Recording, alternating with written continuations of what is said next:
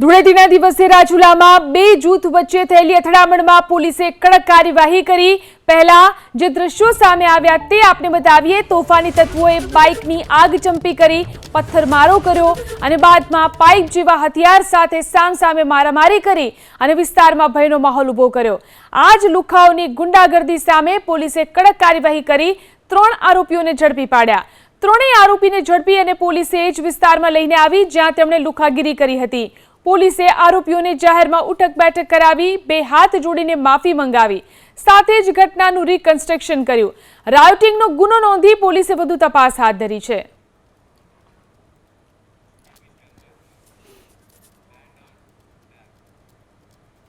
જૂનાગઢ જિલ્લાના ખંભાળિયાના મહિલા સરપંચના પતિ પર હુમલો થયો। સામાન્ય બોલાચાલીમાં એક વ્યક્તિએ પાઇપથી સરપંચ પતિ અરવિંદ મકવાણા ઉપર હુમલો કર્યો। હુમલામાં અરવિંદ મકવાણાને માથા અને પીઠના ભાગે ગંભીર ઈજા પહોંચતા સારવાર માટે જૂનાગઢની ખાનગી હોસ્પિટલમાં ખસેડાયા। વિસાવદર પોલીસે હુમલાખોર વિરુદ્ધ ફરિયાદ નોંધી અને વધુ તપાસ હાથ ધરી છે।